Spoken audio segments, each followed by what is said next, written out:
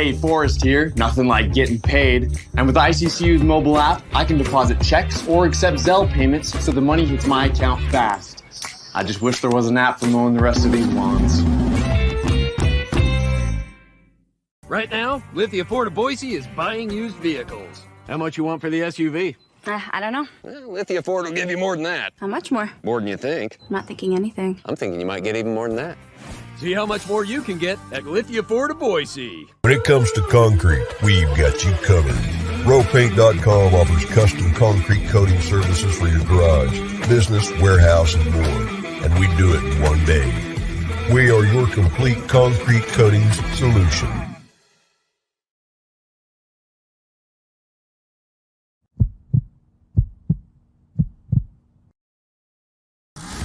This is Bronco Nation News Live. The best interviews, the most informed opinions, the latest breaking news, all from the top Boise State insiders. Joining B.J. Rains today is KTVB Sports Director Jay Tust. Check him out on Twitter at KTVB Sports Guy and make sure to check out KTVB.com.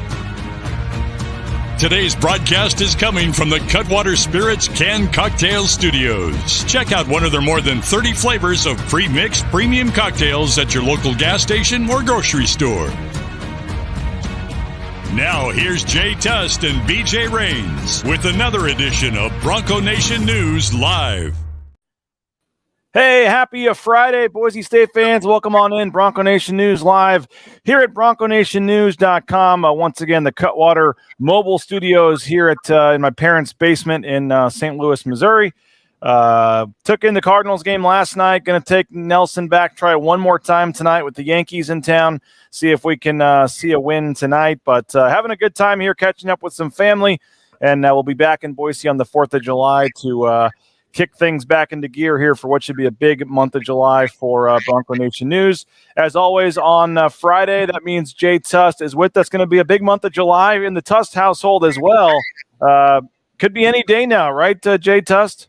Yeah, we are on full baby watch here, BJ. So it could happen basically at any day now, and we are excited.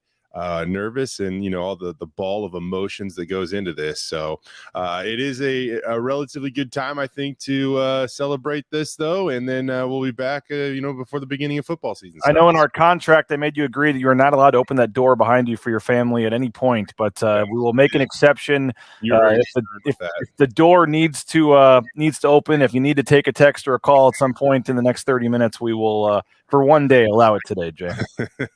I appreciate that. This may be, all joking aside, the last time we chat with Jay for a couple of weeks here. We will hope. Yeah, we don't really know, man. Like, it really could be. I was actually thinking about this while I was setting up today. I was like, gosh, I don't have to do this crap for 3 weeks. Probably next Tuesday will be okay, but I don't really know. Like it. Well, 4th of July is Tuesday. We may give you 4th of July off. We'll have to see. All right. We'll figure it out. But I think we owe you some back pay, I think, so we can talk about that. But we are excited for the month of July as Jay gets ready to welcome a second child into the family. We also have a couple of big announcements coming to Bronco Nation News during the month of July. Not one, Jay, not two, but what I would call 3, quote, major announcements. And I don't think any of these are going to be ones where people go, really, that was it? Like, these might be for sure 2 of the biggest announcements we've ever made at Bronco Nation News, and maybe all 3 if you want to throw that in there as well. So we could be talking about coverage plans. We could be talking about our roster. We could be talking about a lot of different things, but 3 big announcements. The first one is coming on July 10th. So Monday, July 10th, we'll make our first announcement. Looking forward to that. And then maybe the following Monday, July 17th, we'll just keep it rolling here. So stay tuned to Bronco Nation News for some big-time things happening. And again, multiple major announcements coming in the month of July. I think, Jay, 2 of them, maybe one to 2, I think, of the 3. I'm going to guess I know at least 2. Okay. And I can't wait for Karen to take over as the main host. You were not supposed to let that part out of the bag there, man. That was we were trying to keep that one quiet. But no, it's going to be a fun month of July. Really excited moving forward about the direction of Bronco Nation News, and got some cool things happening. We got Dennis chiming in on the chat. Happy Friday, BNN. Dayton says happy last day of June. Dayton's always working, by the way. I texted this guy at like 6 a.m, a text question this morning, and I got a response right away. So Dayton, appreciate you as always, man. If folks are looking for someone to do their taxes, man, Dayton's the man. He does it for BNN and the Raines family and does a great job. So 3 major announcements. Can't wait. Yes, one of them is we're actually switching tax companies. No, just kidding, Dayton. But you do a heck of a job. And Chad says, good morning, Bronco Nation. So a lot of people active early this morning in the ICCU YouTube chat. Jay, we are continuing our list of the 25 most important players. At the end of today's show, we will be inside the top 10. And I had originally set this nice schedule out back in April of, what day would be what players. And we got way behind. And actually, I went back and looked this morning at the original schedule. We needed to be through number 10 at the end of today's show, and we will be back through number 10. So we're back on track after doing 2 players today. And then we'll kind of go 1 player for the remaining week and a half. We're less than 3 weeks, Jay, from Mountain West Media Days. 3 weeks from right now, we'll be back. Mountain West Media Days will be over. So we're about 17, 18 days, a little over 2 weeks from heading down to Vegas for Media Days, and that's going to be exciting, obviously, at Circa Resort and Casino. But we're going to get through our last 11 players, the top 11 players that we're down to on the Boise State football team heading into the 2023 season. And again, most important, that has to do with, depth chart, the depth at a certain position may not be the best, but the most important in terms of if they were to go down with an injury or if they were to go down with a lot of different, issues or things that could come up in terms of playing time, being underproductive, a lot of different things that we could rank them. And so I think some people will see the list and go, oh, okay, when we get down to some of these, and some already have, but it's not just best. It's most important to what this team needs this fall to win and be successful on the field. So you may not have 5 wide receivers, or you may not have some guys, and there may be some guys that you wouldn't think would be as high, but they're ranked higher because there's nobody else, proven at their position, and they got to step up. So we will get to that in just a second. But Jay, there is obviously some I don't say news yet, but today could be a newsworthy day. It's June 30th. Tonight at midnight, and we're not sure if that's midnight Pacific time, midnight in the Mountain West offices in Colorado Springs, or what. But as Nathaniel Wilder points out, happy SDSU deadline day. And me and Mike Prater spent about 10, 15 minutes yesterday talking about this. But curious, Jay, the Mountain West already says, hey, you already gave us the notice. So there may be nothing happening today. But it is interesting, I guess, of note that today by midnight officially is when San Diego State, according to the contract, has to let the Mountain West know they're leaving if they want to keep the buyout from doubling basically to $34 million. It would be at $17 million if they wanted to have one more year in the Mountain West and then join another conference in 2024. As I said, they don't think they've officially given the notice. The Mountain West says they have. So there may be, nothing happened today at all, but there could be some news, I guess, at some point. Yeah. So the new calendar year is about to begin, right? And that's why this is such a crucial deadline. If you were to exit the Mountain West prior to this deadline, then again, it's what, $16.5-17 million that you'd have to pay for an exit fee. If you give the league less than a year notice, then that effectively doubles your exit fee. And that's something that Craig Thompson talked about at length last year down at Mountain West Media Days. And so it really is an interesting dynamic what's going on with San Diego State right now, BJ. I know that they probably wanted to be aggressive. I think one could argue, are they being too aggressive? It just seemed like that was a really awkward move for them to make without a surefire invite from the Pac-12 conference. I don't know how the Pac-12 reacted to San Diego State's move, especially considering that they're still trying to sort out their TV contract. It seems 50-50 at best at the moment with the direction that the Pac-12 is going to go in terms of expansion. Why wouldn't they add San Diego State? Well, if this TV contract comes back and it's only going to give schools, 25-ish million a year, that's just a number that I'm throwing out there, then there's no reason to add teams and make each piece of the pie that you're divvying up amongst your current member institutions even smaller, especially when San Diego State, as good as they are, BJ, they got a great basketball program, a new football venue. They're an extremely attractive option for the Mountain West and for the Pac-12 for that matter. But I don't know if they're going to make that, that number go up. Do they make each piece of the pie bigger for the Pac-12? I don't really see that happening at this point, but time will tell. And as you mentioned, BJ, this is a very big day in terms of that deadline and how much money it could cost San Diego State to make a move. Well, it could be for other teams as well. As Dayton reminds us, this was the 1-year anniversary of USC and UCLA announcing that they were leaving to try to hit the same deadline. So maybe we get something out of left field that we're not hearing, and probably not. Usually this stuff, it can be kept kind of quiet, but it's some, on the deadline day to hear of some random team leaving the conference might be a little bit of a surprise, but you never know. I mean, you got UNLV, you got other teams that are trying to get into power conferences. I know Brett Yormark, the Big 12 commissioner, was on BYU TV yesterday and talked about how they'd like to stay in a perfect world. They'd like to stay at 14 teams, even after Oklahoma and Texas leave. So that would be adding 2 more teams to the Big 12 as well. Whether that's one of the Pac-12 teams or whether Boise State, fans can dream again and get back in the mix there with a Memphis maybe as the partnership that we've talked about for a couple of years. Who knows? But I guess it's not just, San Diego State. We're going to have to be refreshing that Twitter feed just to be sure on some other potential moves as well. Yeah, you're probably right on that. I think the thing that's kind of interesting to keep an eye on is more than anything, just time zones.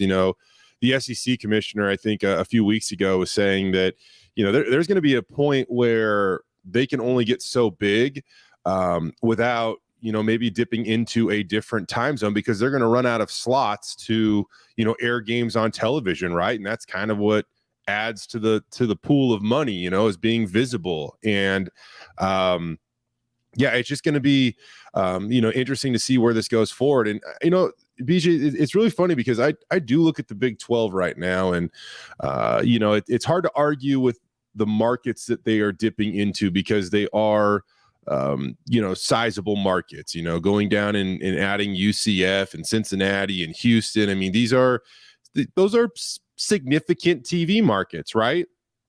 At the same time, you look at some of the other teams that they've added. And they're getting into Texas and they're doing things like that, maybe if you look back, the Mountain West should have done, or maybe been a little more aggressive about getting into Texas. But again, when you try to increase how much each school can make, I feel like there probably is a cap, and it's not always, operating in numbers that is going to be the path to success here. It's going to be, how can, each school obtain the most money that they can and hopefully invest that and increase each product. So, whatever happens with SMU, San Diego State, those seem to be the two, most talked about institutions at the moment when it comes to the Big 12 and the Pac-12. Yeah, we'll find out again if anything happens today. I will be, as a programming note, on at 4:00 with Prater and Johnny on Idaho Sports Talk today to talk about this and any possible things that have popped up or what might pop up. But I'm not expecting anything. I would, frankly, Jay, be surprised if we get anything new because, like I said, the Mountain West already has basically told San Diego State, we already took this as your formal letter. Yep. I'm sure, from talking to some people, like lawyers will get involved and they'll meet somewhere in the middle and all this. I'm sure both sides are going to try to take their side, and I'm sure it'll, get somewhere in the middle. I don't think it'll be the full 17 or the full 34 or whatever. But we'll see. It is a noteworthy day on the calendar, so we'll see moving forward. The one thing I feel like there could be, I wonder if there's any contentious feelings moving forward if San Diego State does stay, right? I mean, so they've submitted this, right? Saying that, that they want to explore leaving. Well, they said we intend to leave. They said we intend to leave. You guys have been great partners. That we loved it, but we intend to leave. We just need one more month to sort this out. Okay, so if they stay, what happens? Because, I mean, technically there is an entry fee into the Mountain West Conference. So if you say you intend to leave, can the Mountain West now, if San Diego State chooses to stay, charge them a fee to stay in the conference? I don't know if that happens, man. I don't know if it's quite Boise State, Mountain West 2011 or whatever when they came back in, but I think that the Mountain West would be glad to keep San Diego State. I don't think they would. I do too, but if they are showing hints of we're out of here, do you make what you can while you can off of them? I doubt it, but who knows how this goes. The Mountain West has a new commissioner. Will she look to make a statement when it comes to realignment and say, hey, you are either with us or you are against us? it's just something to pay attention to. And there'll be no shortage. That will be the main topic for sure, and no shortage of discussion of this at Mountain West Media Days. The timing probably couldn't be worse for San Diego State. We'll see what Gloria Navarez says. Brett Gilliland, the deputy commissioner, they're going to be doing the different interviews. Hopefully they hold strong and don't hold back and are willing to throw punches if need be at their interpretation of all this. They'll have their talking points and things down. You feel a little bad for the San Diego State, coach and players that'll be asked about this in every single interview they do. And the other, for that matter, Jay, the other players and coaches around the league are going to be asked, what do you think of San Diego State, leaving? So it's going to be the dominant storyline here. Again, Circa Resort and Casino. I know KTVB will be obviously down there at Media Days. Bronco Nation News, KTIK are partnering to do some cool things. We'll have live shows, some collaboration between KTIK and Bronco Nation News as well. So all of us will be down there, Jay, in Las Vegas in a couple of weeks, and that will obviously be the main storyline. Let's talk about the current team, though, in just a second. I do want to first remind folks that Cutwater Spirits, they're bringing us our mobile studios here on the road in St. Louis for the next couple of days, but more than 30 flavors of pre-mixed premium cocktails. You can pick one up at your local gas station or grocery store. Highly recommend all of them, but the pina colada, especially coming back from Mexico last week, really got to like those pina coladas, and the Cutwater Spirits pina colada just hits different, man. It is perfect. So check it out, Cutwater Spirits. Rowpaint.com, the concrete coatings, perfect time. There's never a better time than right now. ROEpaint.com. Check them out. They can do the one-day install. It's way stronger than epoxy. They got the 10-year warranty, all that great stuff. Transform the look of your back patio, your garage, your basement today with a concrete coating from rowpaint.com. Lithia Ford of Boise. Check them out, lithiafordboise.com. We appreciate Jim Sturk and their support. Again, they're they hooked up Talon Green with an F-150, Riley Smith, Paige Barsh from the volleyball team. They're supporting the local community here. They're big supporters of Boise State. You can return the favor by purchasing your next vehicle from Lithia Ford of Boise. Check them out, lithiafordboise.com, to view that full inventory of vehicles. And another major sponsor, we got to thank Idaho Central Credit Union. Of course, the sponsors bringing you the Tyson Degenhart Show. We had Jeremiah Dickey on episode 2, and Boise State President Marlene Tromp is up next for episode 3. That's going to be pretty cool and kind of groundbreaking for Tyson Degenhart to be interviewing the president of the university one-on-one. That's coming up in early July. So thanks to Idaho Central Credit Union. You can get more information, find a branch near you at iccu.com. Okay, Jay, we are, as I said, down to the top 11 at this point of our 25 most important players on the Boise State football team yesterday. Mike Prater and I talked about Herbert Gums and Keanohi Kaniho. We've had Cortez Hogans, Andrew Simpson in the last couple of days as well, but we are now down to number 11. And we've got Alexander Teubner checked up on our list at number 11. Obviously had 5 starts last year, played in 13 games. Was 8th on the team in tackles, despite not having, not starting every game, not being a primary guy back there. Had 37 tackles, 24 solo. Had the best game of his career, one of the best games by any defensive player all season in that Frisco Bowl. We found out right before the game that J.L. Skinner was out. He steps in as the starter, 12 tackles, a career high, had a half a tackle for loss, a pass breakup as well in that Frisco Bowl win, was the defensive MVP of that game for Boise State in the Frisco Bowl, 12 tackles. But that's kind of what he's done, Jay. He's kind of been the fill-in for J.L. Skinner guy the last couple of years. We remember the BYU game and some of the games where Skinner got ejected for targeting. And Teubner was ready to step up, but now and again, he's started some games, but now he goes in as the full-time starter, at least it looks like, back there at safety. And again, that's why I've got him at number 11. Some people may think that's too high.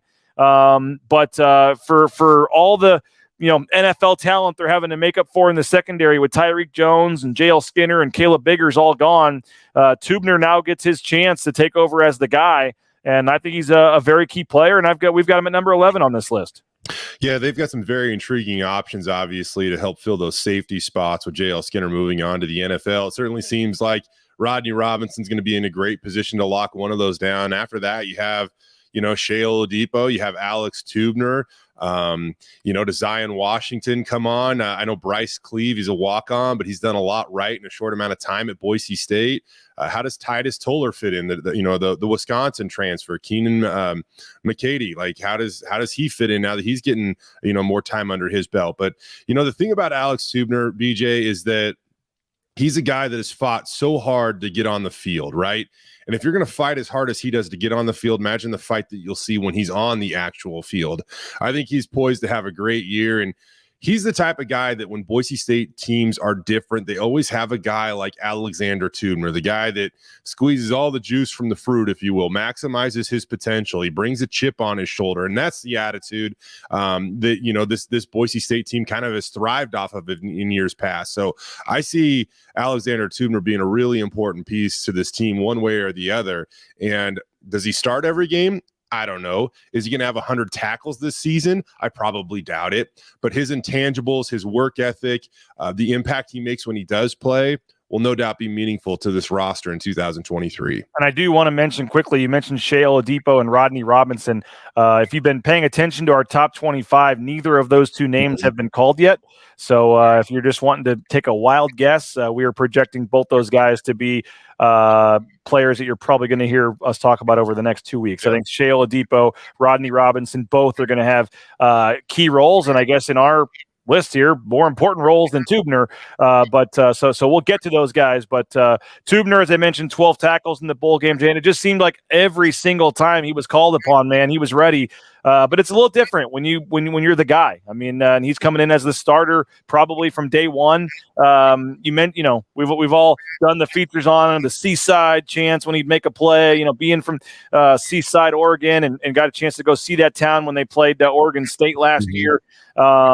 And you're right. He just does kind of seem like that. I know he's not a walk-on player, but it just seems like kind of that the player that has helped Boise State just totally thrive in recent years. The chip on their shoulder, maybe a little undersized, not super highly recruited. And he's a guy that has come in and knows his role. And like I said, this year his role is going to go up.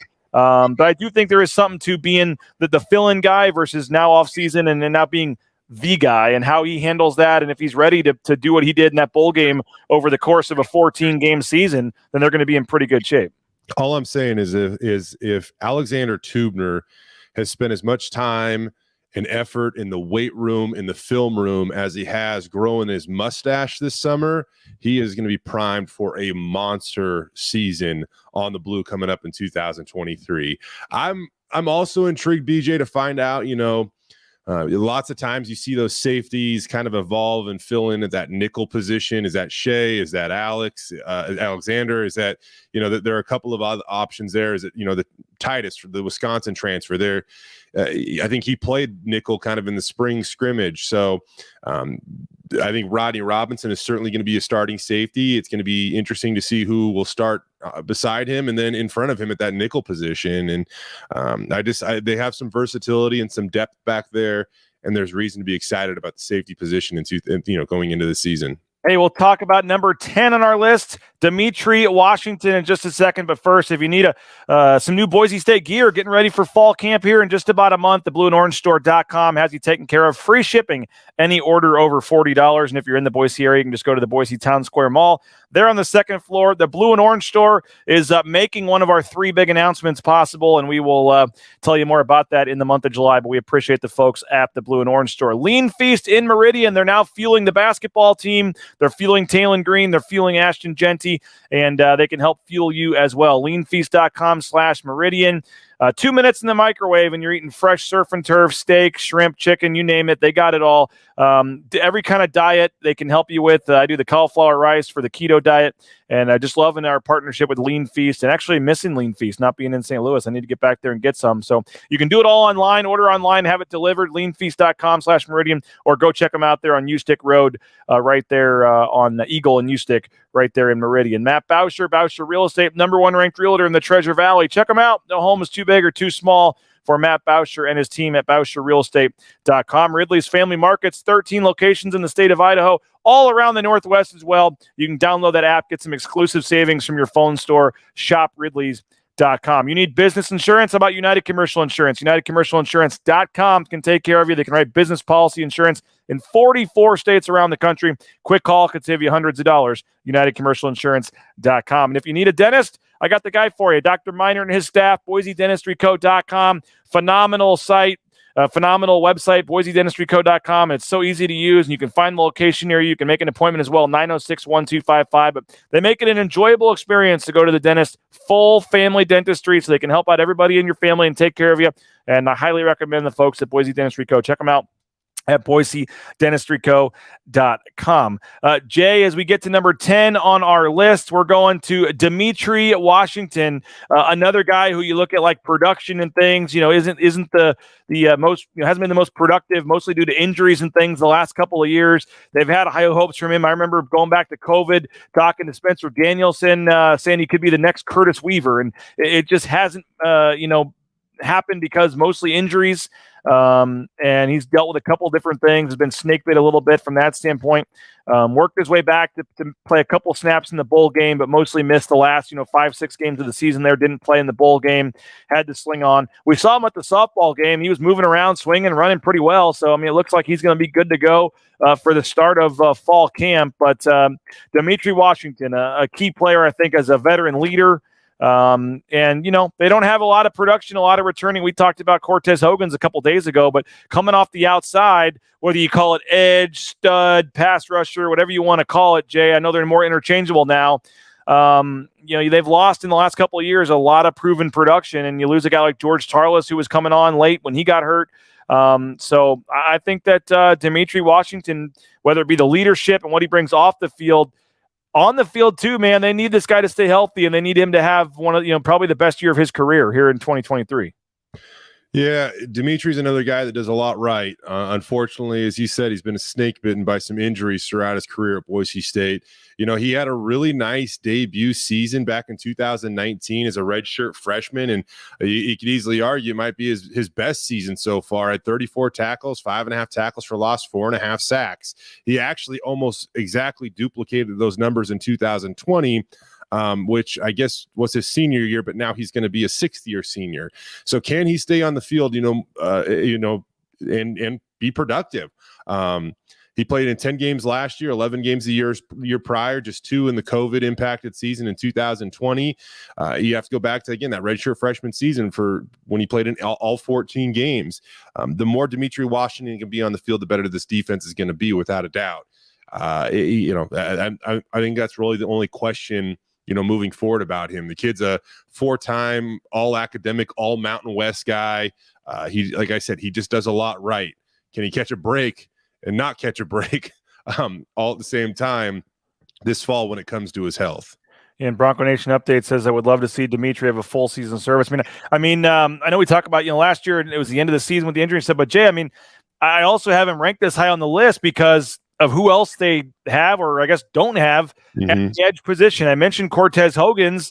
I know they like some of the transfers they brought in at the edge position, but there's just not a lot of proven depth. And for a team that already lost Scott Matlock and Divine Obacheri on the interior of the defensive line, they need to have a pass rush. And I remember last year, for a good chunk of the season, the lack of a pass rush was a problem on this team. So that's another reason why I've got, why we as a group, we all did this list together, have Demitri Washington at number 10. They need him to be good. They not just be healthy. Yeah. They need him to have a better season than, they need this to be the best year of his career, because they just don't have a lot of other proven options in terms of rushing the passer on the outside. No, I think you're right there, BJ. And, we've talked, there are storylines where, it seems like almost every year they creep up. And one of them, in the last few years, for whatever reason, we talk about the tight ends catching passes. We've already gone over that and how tight ends don't necessarily have to catch, a ton of passes in order to make a big impact on this offense or have a great season. Another one that we talk about, though, is impact from that edge position. If you can get somebody that can put pressure on a quarterback or draw attention, whether it be backs picking you up or extra offensive linemen paying attention to you, it can be a real difference maker for the rest of the defense. When Curtis Weaver was here, oftentimes they always had to slide protection to him.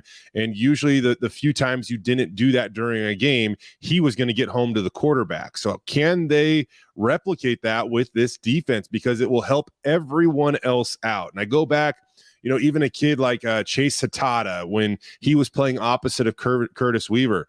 Chase had some monster performances down the stretch of his final year as a Bronco, and I don't want to take anything away from him, but that certainly had something to do with the constant attention that a guy like Curtis Weaver was getting. And so if Demitri can be that type of threat and that type of force, it will allow this defense to maybe go to that next level.